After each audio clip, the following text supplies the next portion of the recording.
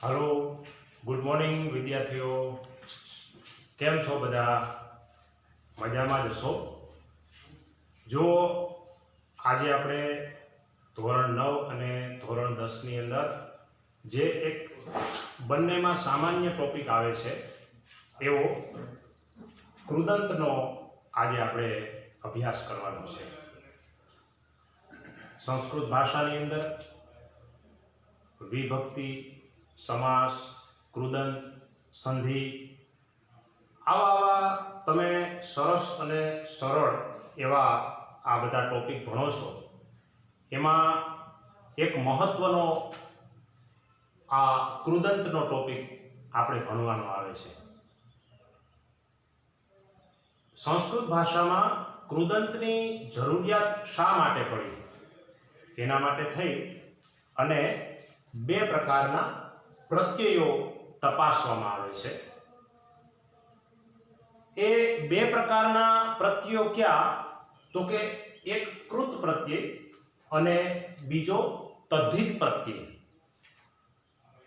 સૌથી પહેલા કૃત પ્રત્યય કોને કહેવાય એની વાત જોઈએ કે જે કોઈ ધાતુને છેડે કૃત પ્રત્યય લાગે તેને કૃદંત કહેવાય। ધાતુને છેડે લાગે, બરાબર યાદ રાખજો, એ કૃદંત।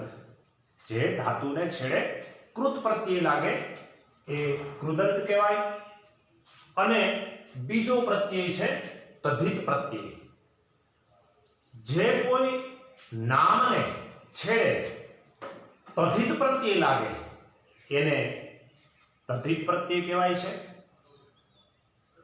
આ તદ્ધિત પ્રત્યય વિભક્તિને લાગે અને કૃત પ્રત્યય એ કૃદંતને લાગે।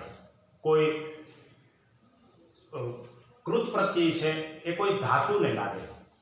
અને તમે એક સામાન્ય વસ્તુ આનાથી એક નોંધવા જેવી છે કે જેને કૃત પ્રત્યય લાગ્યો હોય એનાથી કૃદંત બને અને એ માત્ર ધાતુને જ લાગે। ધાતુ એટલે શબ્દનું મૂળ રૂપ।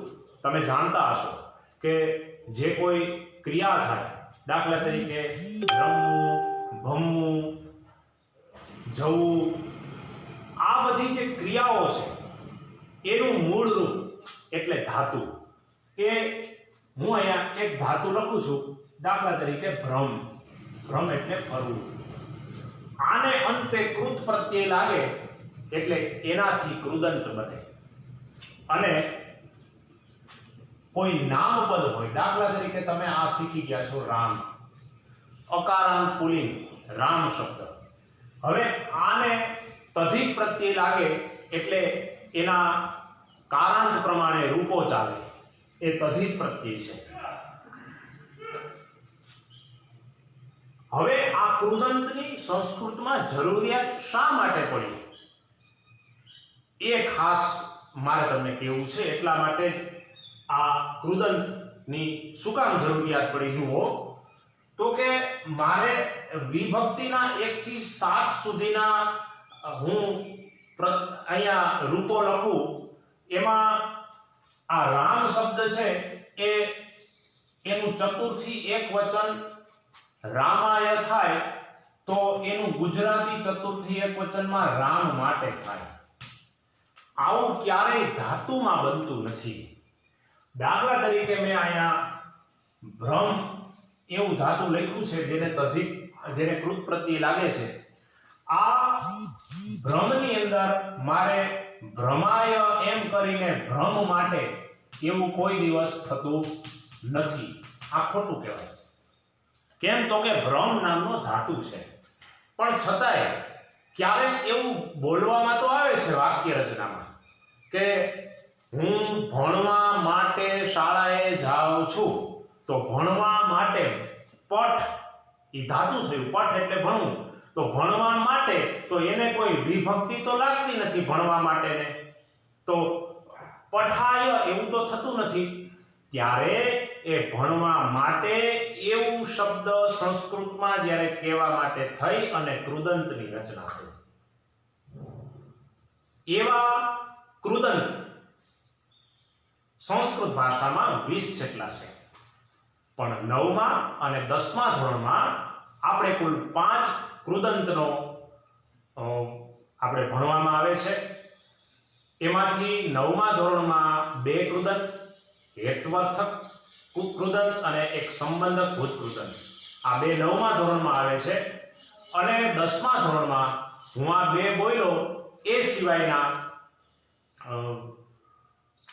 કર્મણીભૂત કૃદંત, કર્તરીભૂત કૃદંત અને વિધ્યર્થ કૃદંત, આ 2માં આ બીજા 3 ઉમેરાય અને કુલ 5 આપણે 10મા ધોરણની અંદર પૂછાય છે. એટલે 9મા અને 10મા ધોરણના માટે આ હું જે અત્યારે 2 કૃદંતનો અભ્યાસ કરાવવાનો છું એ તમને ખાસ ઉપયોગી નીવડશે.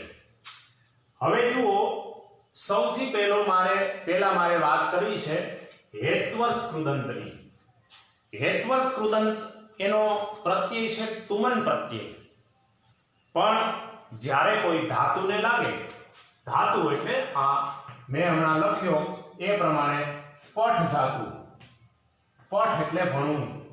હવે માની લો કે આ પઠ ધાતુને તુમન પ્રત્યય લાગે એટલે પાછળનો અન છે એ નીકળી જાય, અનનો લોપ થઈ જાય એટલે તુમ પ્રત્યય વધે. તુમ એટલે આ ધાતુની પાછળ તુમ પ્રત્યય વધે છે. એટલે આના ઉપરથી આપણે એવું યાદ રાખવાનું છે કે હેત્વર્થ કૃદંતનો પ્રત્યય કયો તો કે તુમ, અને બીજો એક યાદ રાખવાનો ઈતુમ. તુમ તમે યાદ રાખશો એટલે ઈતુમ યાદ રાખવાની જરૂરિયાત પડતી નથી, કેમ કે આમાં આવી જ જાય છે. ઈ વધારાનો એમાં તમે લો કે ન લો, તુમ એક પ્રત્યય યાદ રાખવાનો, એનાથી હેત્વર્થ કૃદંત બને છે એટલું તમે ધ્યાન રાખશો. એટલે 9મા ધોરણમાં 2 માર્ક્સમાં કૃદંત પૂછાય છે અને 10મા ધોરણમાં 2 માર્ક્સમાં પૂછાય છે. એનું માત્ર ઉદાહરણ તમને આપવામાં આવે છે, એટલે તમને કોઈ જાતની મુશ્કેલી પડશે નહીં. પણ આજે આપણે ભણીએ જ છીએ ત્યારે જો આ નિયમોને થોડા તપાસી જઈએ તો તમને 100% આ વાત મગજમાં બરાબર રીતે બેસી જાય. તમે સરસ રીતે આને યાદ રાખી શકશો, કોઈ દિવસ ભૂલાશે નહીં. તમે હવે જુઓ કે હેત્વર્થ કૃદંતની અંદર કેટલાક 2-3 નિયમોને ધ્યાનમાં રાખવા પડે કે ધાતુમાં જ્યારે છેલ્લે, ધાતુની છેડે જ્યારે સ્વર ન હોય ત્યારે એને ઈ લગાડી અને પછી કૃદંતનો પ્રત્યય લગાડવામાં આવે છે. હવે હું જે બોલ્યો એ કેવી રીતે તો કે દાખલા તરીકે મેં અહીંયા કેટલાક ધાતુઓ લખ્યા છે કે એમાં હસ નામનું ધાતુ છે. આ હસ એટલે હસવું. હસની અંદર છેલ્લે શું આવ્યું તો કે હલંત સ આવ્યો. તો એ હલંત સ છે એ શું કહેવાય તો કે એને વ્યંજન કહેવાય. તો અહીંયા મેં લખ્યું છે કે ધાતુની છેડે સ્વર ન હોય, તો અહીંયા સ છે એ સ્વર નથી, ત્યારે એને ઈ લગાડવાનો. એટલે આ હસને હું ઈ લગાવું એટલે હસી થયું. અને પછી શું કરવાનું તો કે હેત્વર્થ કૃદંતનો પ્રત્યય લગાવવાનો તુમ, એટલે શું બની ગયું હસી તુમ. દરેક જુઓ તમે ધાતુ અહીંયા લખ્યા છે, આ ઠ વ, આ પઠમાં ઠ આવ્યું એમાં પણ સ્વર નથી, ભવમાં વ આવ્યું એ વ્યંજન છે, સ્વર નથી. એટલે એમાં શું લાગી જાય તો કે તરત જ ઈ લગાડવામાં આવે છે. પઠનું પઠી અને પછી તુમ પ્રત્યય, ભવનું ભવિતુમ.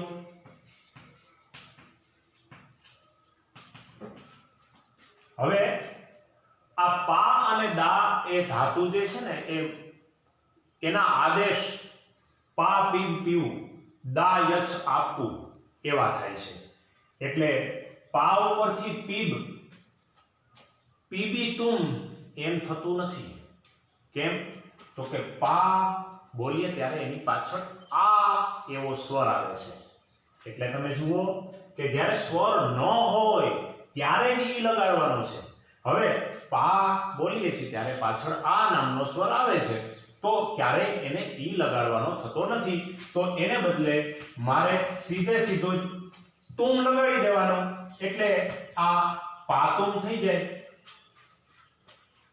દા હોય તો એનું દાતુમ થઈ જાય, કેમ કે એમની પાછળ પણ દાની પાછળ પણ આ નામનો સ્વર આવેલો છે. એટલે આવી રીતે આ ધાતુઓમાં ખાસ ધ્યાન રાખવાનું તમારે કે આમાં શા માટે સીધું તુમ લાગ્યું અને શા માટે અહીંયા ઈતુમ લાગે છે. આની મેં તમને એટલા માટે સૂક્ષ્મ છણાવટ કરી. આવું ક્યારેય તમારે પૂછાવાનું નથી, ક્યાંય લખવાનું પણ નથી, પણ આ મુદ્દાની જ્યારે છણાવટ આપણે કરીએ છીએ ત્યારે તમે એને સરસ રીતે તમે ભણી શકો અને સમજી શકો, એટલા માટે હું આની સમજૂતી તમને વિસ્તૃત રીતે કહું છું. હવે આ હેત્વર્થ કૃદંતની અંદર આ બીજો નિયમ છે કે ધાતુની છેડે જ્યારે હલંત મ અથવા હલંત ન એટલે કે એ બે અનુનાસિક છે એ હોય એવા વખતે મ અથવા ન નો અનુસ્વાર થાય છે. અનુસ્વાર એટલે મીંડું, તમે જાણો છો. આ અનુસ્વાર થાય. દાખલા તરીકે આ ગમ નામનો મેં ધાતુ લીધો છે. ગમ ગચ્છ જવું. ગચ્છ છે ને એનો આદેશ છે. ગચ્છ ઉપરથી ગચ્છતી જાય છે. આપણે વર્તમાન કાળ ભણીએ છીએ. તો આ એનો મૂળ ધાતુ છે. જો અહીંયા મેં હમણાં ભણાવ્યું પા, આ દા, આ બધા મૂળ ધાતુ. પછી પા ઉપરથી પી એનો આદેશ થયો કહેવાય. દા ઉપરથી યચ એનો આદેશ થયો કહેવાય. મૂળ ધાતુ તો આ જ છે. તો ગમ નામનું જે ધાતુ છે એમાં જો એના છેડે શું આવે છે તો કે આ મ આવે છે. ઈ મ શું છે તો કે એ અનુનાસિક, એ આ મ જે રહ્યો એ અનુનાસિકને બદલે એનો અનુસ્વાર થાય. જો છેડે મ અથવા ન આવ્યો હોય ને તો ગમમાં મ આવ્યો એટલે આનું શું કરવાનું? અનુસ્વાર કરવાનું. અને પછી તુમ પ્રત્યય લાગે. પણ તમે જુઓ અહીંયા આમાં એક પ્રક્રિયા થાય છે જે તમને બતાવું કે આ ગ ઉપરનું મીંડું મારે કાઢી અને અહીંયા ગંતુમ આમ મૂકવાનું થાય છે. તો આ અડધો ન ક્યાંથી આવ્યો અનુસ્વારને બદલે? તો એના માટે થઈ અને અહીંયા તમારે એ તપાસવું પડે કે એના માટે આ 25 સ્પર્શ વ્યંજનો તપાસવા પડે કે તમે ભણી ગયા છો કે ક ખ ગ ઘ ङ ચ છ જ ઝ ઝમ ટ ઠ ડ ઢ ણ ત થ દ ધ ન પ ફ બ ભ મ. આ 25 જે સ્પર્શ વ્યંજનો છે એમાંનો આ પહેલો વર્ગ કહેવાય ક વર્ગ. આ ક વર્ગના 5 વ્યંજનો કહેવાય. પછી આ બીજા ચ વર્ગના 5 વ્યંજનો, આ ત્રીજા ટ વર્ગના પહેલો અક્ષર હોય ને એનો વર્ગ કહેવાય. પછી આ ચોથો ત વર્ગના આ 5 વ્યંજનો અને આ પાંચમો પ વર્ગના 5 વ્યંજનો કહેવાય. હવે તમે જુઓ કે અહીંયા ગંતુમમાં મારે તુમ પ્રત્યય લગાવવાનો છે. તો તુમ પ્રત્યયનો ત જે રહ્યો ને એનો છેલ્લો અનુનાસિક ન છે. એ પાછળ તુમ લાગવાથી આગળ જે અનુસ્વાર હતો એનો મારે આ ન મૂકી દેવાનો થાય. એટલા માટે આ અનુસ્વારને બદલે મેં અહીંયા અડધો ન મૂક્યો છે. એટલા માટે ગંતુમ થાય. નમમાં જુઓ પાછળ મ નામનો આ અનુનાસિક આવ્યો તો એને બદલે મારે નમ ધાતુમાં જુઓ એમાં પણ મ નામનો અનુનાસિક છે. એ પણ આ નમ ની અંદર પાછળ હું તુમ લગાવું છું એટલે આ તુમને લીધે અહીંયા મારે અડધો ન લગાવવો પડે એટલે નમ નું નંતુમ થઈ જાય. આવા પ્રકારે આ બીજો નિયમ છે. હજી એમાં ત્રીજી વાત છે કે ધાતુમાં છેડે જ્યારે હલંત મ અથવા હલંત ન હોય પણ ઈ બે જો એક જ વર્ગના હોય તો એમાં ઈ ઉમેરાય. પાછો એક જ વર્ગના એટલે આ બધા એક વર્ગના કહેવાય. પફ બફ મ તો એ 5 આવતા હોય ને એક જ હરખા તો એ એક જ વર્ગના. એમ અહીંયા આપણે કેમ જોયું કે ગંતુમ તો ગ અને મ ઈ બે અલગ અલગ વર્ગના હતા. એક ગ છે એ પહેલા વર્ગનો અને મ છે એ 5મા વર્ગનો. એ અલગ અલગ વર્ગના થઈ ગયા કહેવાય. એટલા માટે એમાં ગંતુમ થયું. પણ જો ભ્રમ નામનો ધાતુ હોય અને ભ્રમની અંદર તમે જુઓ ભ અને મ, આ ભ અને મ આ એક જ વર્ગના છે, તો એમાં ઈ ઉમેરાઈ જાય છે. એટલે ઈ ઉમેરાતા ભ્રમી અને આ પાછળનો તુમ પ્રત્યય લગાવતા ભ્રમિતુમ થાય. એટલે આ બે વાતમાં ખાસ ધ્યાન રાખવા જેવું છે કે શા માટે ગમનું ગંતુમ થાય અને ભ્રમનું ભ્રમિતુમ થાય. એ મેં બંને અહીંયા નિયમો લખ્યા છે, એને બરાબર રીતે તમે તપાસજો, જોજો, એટલે તમને પાકો ખ્યાલ આવી જાય કે આ બંનેમાં શું ભેદ છે. આ વાતને સમજવા માટે થઈ અને આ 25 સ્પર્શ વ્યંજનોના કોષ્ટકને પણ મગજમાં રાખજો કે જેથી કરીને તમે આ બંનેનો ભેદ સારી રીતે જાણી શકો. હવે તમને આ વાત બહુ સરળ રીતે પૂછાય છે, એટલી બધી સરળ રીતે કે મારે કદાચ આ વાત તમારી સામે મેં ન મૂકી હોત અને સીધે સીધું મેં એમ કહી દીધું હોત કે હેત્વર્થ કૃદંતમાં ભાઈ તમારે તુમ અને ઈતુમને ધ્યાનમાં રાખવા, અને પાછળ ભ્રમ હોય તો ભ્રમિતુમ, પઠ હોય તો પઠિતુમ, ગમ હોય તો ગંતુમ, આટલું યાદ રાખશો એટલે તમને પાકો ખ્યાલ આવી જશે કે આ હેત્વર્થ કૃદંત છે. પણ મેં તમને એમ કહેવાને બદલે આ 3 નિયમો તમારી સામે મૂકવાથી તમે ક્યારેય તમારા મનમાં એવો પ્રશ્ન ન રહે કે શા માટે ભાઈ એકમાં હસીતુમ થાય છે અને બીજામાં પાતુમ કે નલતુમ થાય છે, એનું કારણ શું છે, એવો પ્રશ્ન તમને ન રહે એટલા માટે થઈ અને મેં આ 3 નિયમો તમારી સામે મૂક્યા. હવે આપણે આના પછીનો બીજો કૃદંત સંબંધક ભૂત કૃદંત ભણવાના છીએ. મને ચોક્કસ આશા છે કે તમને આ હેત્વર્થ કૃદંત સમજાઈ ગયો હશે.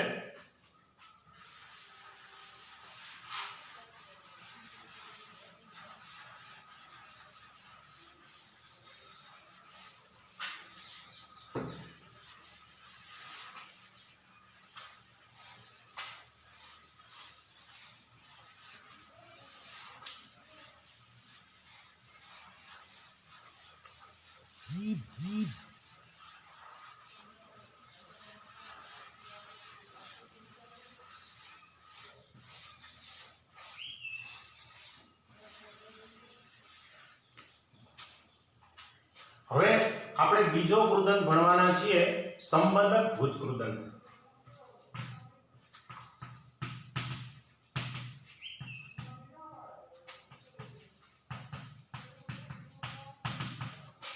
એના પ્રત્યયો તમારે ત્વા, ત્ય અને ય આ 3 યાદ રાખવાના છે.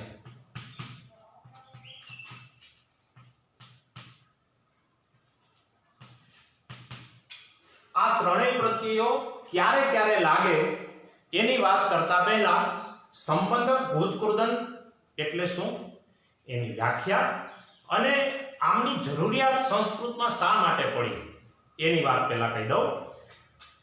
જે કોઈ વાક્યની અંદર 2 ક્રિયાઓ હોય, જેમાંથી એક પૂર્વકાલીન ક્રિયા હોય જે પૂર્ણ થઈ ગઈ હોય અને જે બીજી ક્રિયા ચાલુ હોય, તે બંનેના સંબંધને જોડવા માટે સંબંધક ભૂત કૃદંતનો ઉપયોગ થાય છે. હું જે વ્યાખ્યા બોલ્યો એના વિશે એક ઉદાહરણ આપી દઉં. દાખલા તરીકે શિક્ષક શાળાએ જાય છે. શિક્ષક વિદ્યાર્થીઓને ભણાવે છે.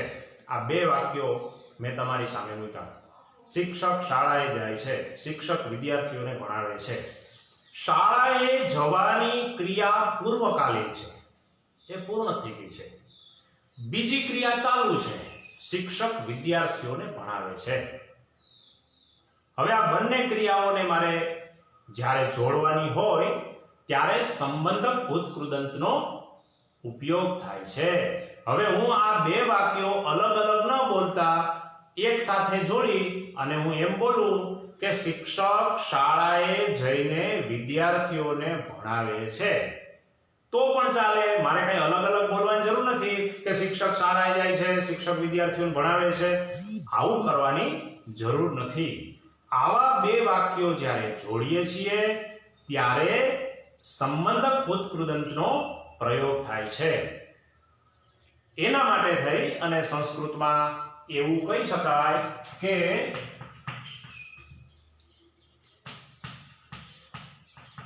શિક્ષકઃ શાળાં ગત્વા છાત્રાः પાઠયતે.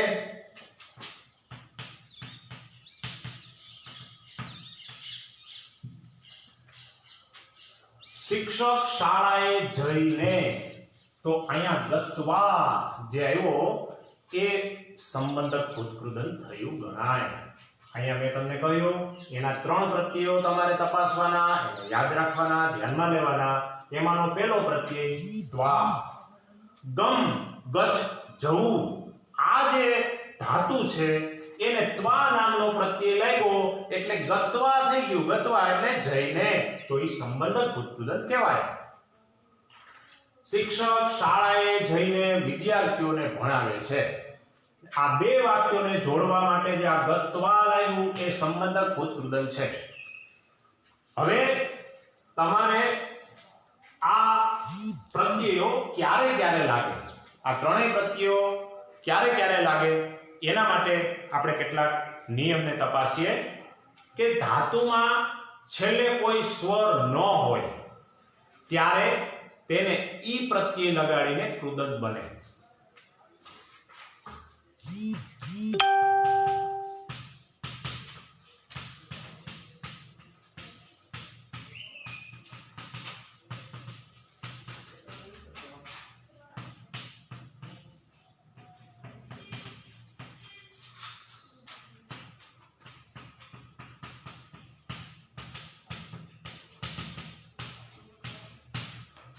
જ્યારે ધાતુની છેડે કોઈ સ્વર ન હોય, દાખલા તરીકે ખાદ નામનો ધાતુ છે, તો જુઓ ખાદની અંદર છેલ્લે દ નામનો વ્યંજન આવ્યો, કોઈ સ્વર તો આવ્યો નથી, તો ત્યારે ઈ પ્રત્યય લગાડવાનો. તો ખાદનું ખાદી અને ત્વા નામનો પ્રત્યય લાગી અને ખાદીત્વા થાય. માત્ર એટલું જ ધ્યાનમાં રાખશો કે ત્વા, ત્ય કે ય જે ધાતુની છેડે આવે એ બધા સંબંધક ભૂતકૃદંત સમજવા. દાખલા તરીકે ભવ, ભવમાં વ વ્યંજન છે એટલે એમાં ઈ ઉમેરાય અને પાછળનો સંબંધક ભૂતકૃદંતનો ત્વા ઉમેરી દેતા ભવિત્વા થાય. એવી જ રીતે હસ હોય તો હસિત્વા. આમ આવા પ્રકારે ઈ પ્રત્યય ઉમેરવામાં આવે છે. પણ જો સ્વર હોય, દાખલા તરીકે પા, પા નામનો ધાતુ, પા, પીવું, પીવું, પા બોલીએ તો આ આવે પાછળ.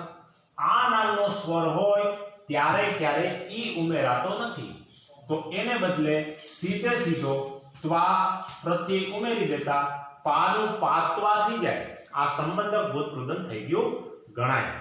એટલે આવા પ્રકારે સંબંધક ભૂતકૃદંતનો પહેલો નિયમ છે.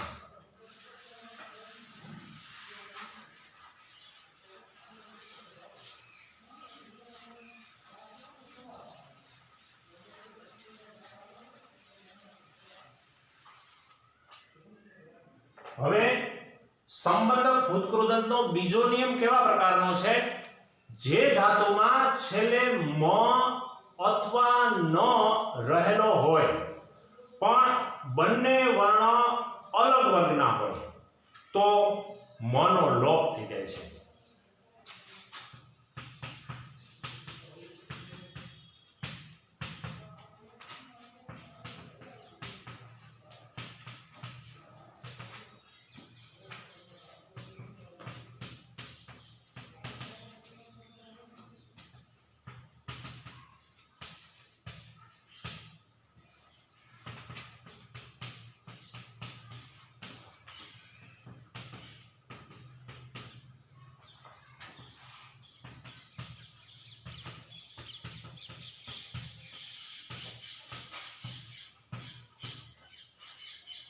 દાખલા તરીકે ગમ, નમ આવા ધાતુ છે. ગમ ગમ ઉપરથી ગચ એનો આદેશ થાય. આ મૂળ ધાતુ છે ગમ. નમ એટલે નમવું, આ મૂળ ધાતુ છે. હવે તમે જોઈ શકો છો કે અહીંયા છે મ આવ્યો. હવે મ અને ગ એ બે અલગ અલગ વર્ગના છે. જુઓ, ગ એ પહેલા વર્ગનો છે, મ એ પાંચમા વર્ગનો છે, એટલે બે અલગ અલગ વર્ગના થયા ગણાય. જ્યારે આવા બે અલગ અલગ વર્ગના હોય છેલ્લો આવો અનુનાસિક, એવા વખતે આ મ નો લોપ થાય. આ ગમ છે તો ગમમાંથી મ નીકળી અને ત્વા લાગતા ગત્વા, આ સંબંધક ભૂતકૃદન થઈ ગયું ગણાય. આ નમ છે તો મ અને ન આ બે અલગ અલગ વર્ગના છે. તમે જોઈ શકો છો કે આ ચોથા વર્ગનો ન અને પાંચમા વર્ગનો મ. નમ એટલે નમવું, આના ઉપર આમાંથી મ છેલ્લે નીકળી જાય એટલે અને આ ત્વા નામનો પ્રત્યય લાગે એટલે નત્વા થાય. નત્વા નમીને, ગત્વા જઈને. આવા પ્રકારે આ સંબંધક ભૂતકૃદનમાં બીજી વાત તમારે ધ્યાનમાં લેવાની છે. હવે આપણે ત્રીજી વાત આમાં જોઈએ.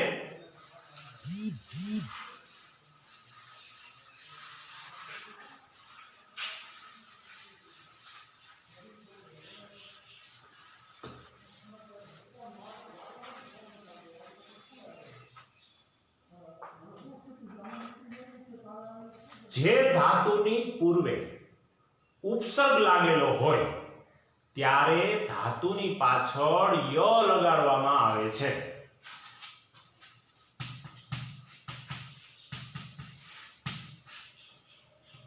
જો ધાતુની પૂર્વે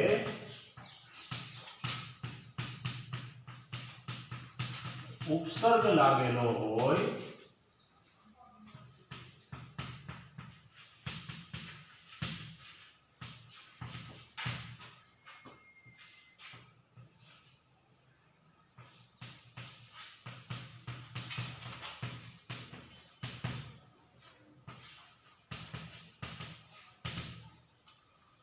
ધાતુની પૂર્વે એટલે કેવી રીતે? દાખલા તરીકે ભૂ નામનો ધાતુ છે, એનો આદેશ ભવ થાય. હવે એની આગળ અનુ નામનો ઉપસર્ગ લાગેલો હોય તો અહીંયા ભવ નામના આદેશને આપણે તપાસવાનો રહેતો નથી. એને બદલે જ્યારે ધાતુ એટલે આ એની પૂર્વે ઉપસર્ગ એટલે અનુ એ લાગેલો હોય તો ધાતુની છેડે જ્યારે સંબંધક ભૂતકૃદન બનાવીએ ત્યારે ય લગાવવો આ પદકી. એટલે તમે જોઈ શકો છો કે અનુ ભૂય આમ થઈ જાય. ત્યારે અનુભૂત્વા નથી થતું, અનુભૂત્ય પણ નથી થતું, અનુભૂય થાય. આવો સંસ્કૃતમાં નિયમ છે. દાખલા તરીકે હસ નામનો ધાતુ હોય કે હસ એટલે હસવું, પણ એની આગળ જો ઉપસર્ગ આવી જાય તો એનો અર્થ પણ પાછો બદલી જાય છે. જુઓ કે પ્ર નામનો ઉપસર્ગ આવ્યો અને હસ ધાતુની આગળ લાગ્યો તો એનું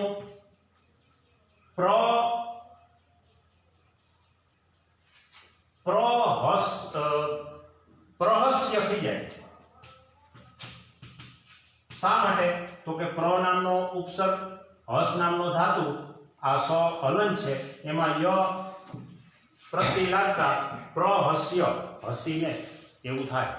જો પ્ર નામનો ઉપસર્ગ ના હોત તો અહીંયા હસિત્વા એવું સંબંધક ભૂતકૃદન થાય, પણ એને બદલે અહીંયા પ્ર લાગવાથી પ્રહસ્ય એવું સંબંધક ભૂતકૃદન થયું છે.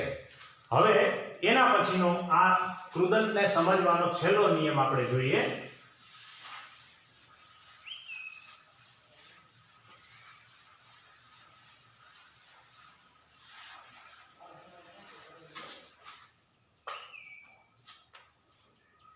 જે ધાતુની આગળ ઉપસર્ગ હોય અને એ ધાતુમાં છેલ્લો હસ્વ સ્વર રહેલો હોય, દીર્ઘ સ્વર ન રહેલો હોય, ત્યારે ત્યો પ્રત્યય લગાડવામાં આવે છે.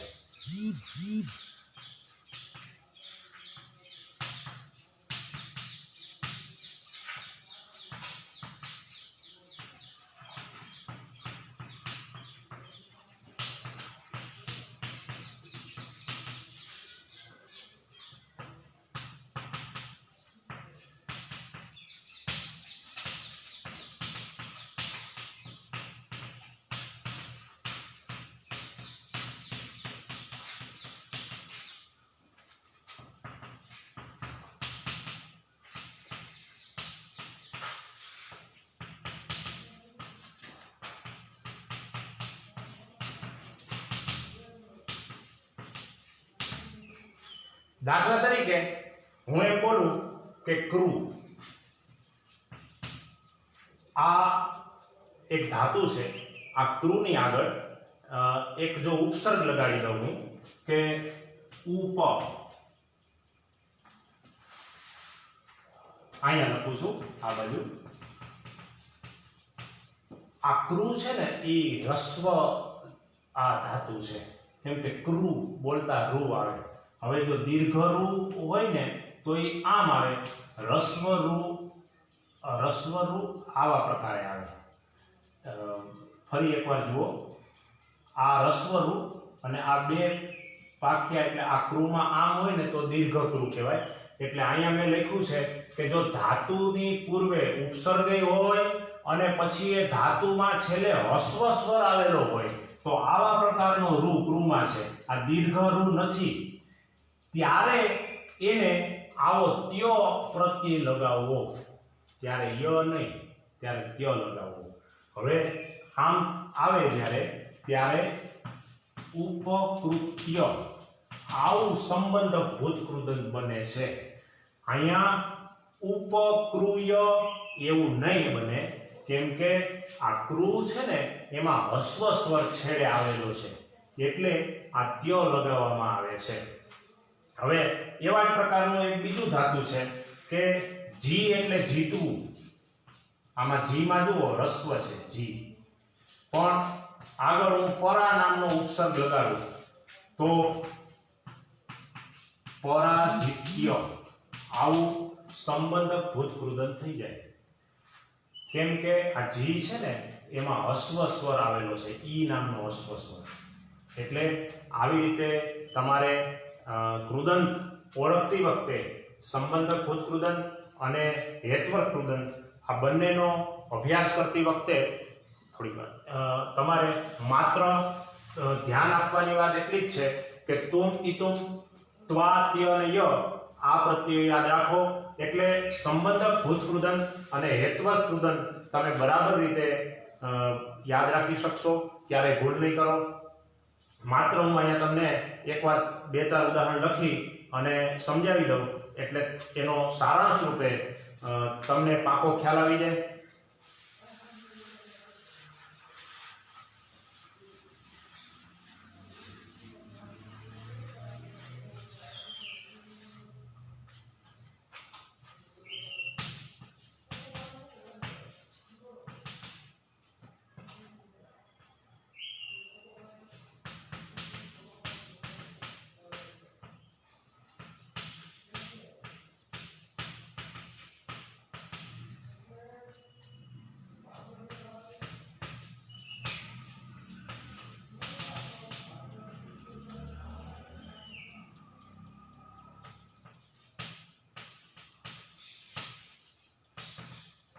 તમને માત્ર ને માત્ર 2 માર્ક્સ માટે એવા શબ્દો પૂછાવાના છે અને એમ કહેવામાં આવશે કે આ કૃદંત ઓળખાવો.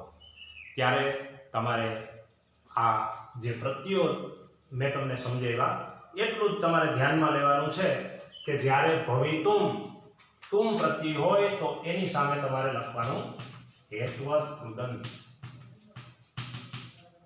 પાત્વા ત્વા ત્ય કે ય આમાંનો કોઈ એક પ્રત્યય હોય તો તમારે એની સામે લખવાનું સંબંધક ભૂતકૃદંત. હસિત્વા ત્વા પ્રત્યય છે એટલે તમારે લખવાનું સંબંધક ભૂત કૃદંત.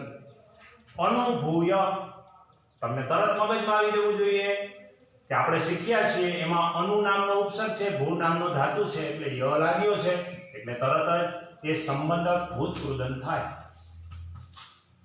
ગંતુમ તુમ પ્રત્યય આવ્યો છે હેત્વત કૃદંત થાય. એટલે આ પ્રકારે માત્ર ને માત્ર તમારે તો એટલું બધું સરળ રીતે આ પૂછાય છે કે માત્ર કૃદંતનું નામ જ લખવાનું આવે છે. એટલે આ પ્રકારે તમે બંને કૃદંત જોઈ ફરીથી વારંવાર આને જોઈને રિપીટેશન કરજો, એના નિયમોને એક બુકમાં નોંધી લેજો અને જ્યાં જરૂર લાગે ત્યાં એને સમજવાનો સરસ રીતે જો પ્રયત્ન કરશો તો મને લાગે છે કે ચોક્કસ તમારે આ 2 માર્ક્સમાંથી કોઈ જાતની ભૂલ નહીં પડે. અસ્તુ.